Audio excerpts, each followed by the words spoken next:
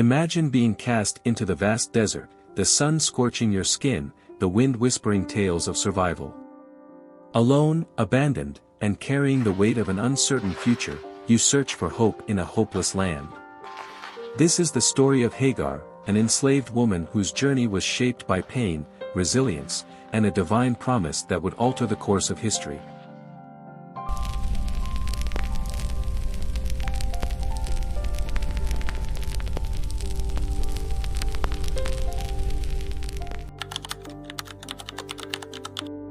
A woman who called God a name he has never been called. Hagar's story is one of heartbreak and redemption, despair and hope. She was an Egyptian servant in the household of Abraham and Sara, drawn into a drama far greater than she could have ever imagined. Through betrayal and abandonment, she found herself not forsaken, but chosen. Today, we explore her extraordinary journey. In ancient times, social customs dictated that if a woman was barren, she could offer her servant to bear a child on her behalf. Sara, unable to conceive, made this fateful decision. She gave Hagar to Abraham, hoping the servant would provide a son who would fulfill God's promise of numerous descendants. But what began as an act of desperation soon spiraled into bitterness and conflict. Once Hagar conceived, she saw herself elevated in status, no longer just a servant but the mother of Abraham's firstborn. Resentment grew between the two women. Sara, feeling threatened, treated Hagar harshly, forcing her to flee into the wilderness. Alone and desperate, Hagar wandered the desert, her future uncertain. But in her moment of despair, something miraculous happened. An angel of the Lord appeared to her by a spring of water and called her by name. The angel reassured her, saying, "Return to your mistress and submit to her." But along with this command came a divine promise: her son, Ishmael, would grow into a great nation. In awe and gratitude, Hagar gave God a name never recorded before, El-Roi, the God who sees me.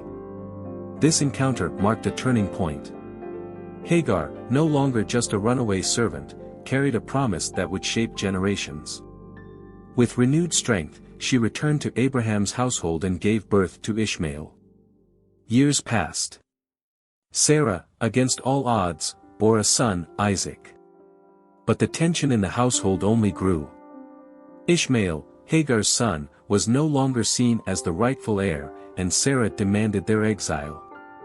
This time, there was no return.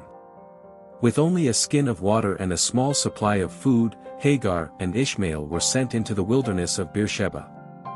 As the sun bore down on them, their water ran dry, and Ishmael, weak with thirst, lay dying under the shade of a bush.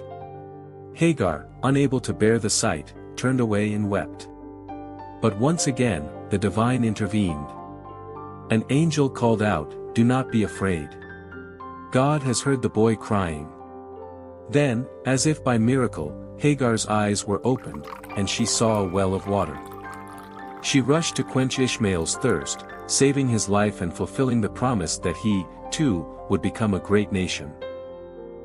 Hagar's story is one of endurance, divine encounters, and promises fulfilled.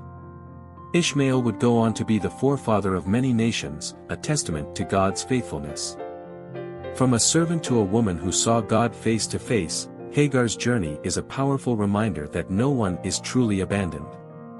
In the wilderness of despair, there is always a well of hope waiting to be discovered. Hagar's legacy teaches us that even in the harshest of deserts, God sees us. He calls us by name, provides in our need, and fulfills His promises, no matter how impossible they seem. If you found Hagar's journey inspiring, don't forget to like, share, and subscribe for more captivating biblical stories brought to life. Until next time, keep searching for the wells of hope in your own journey.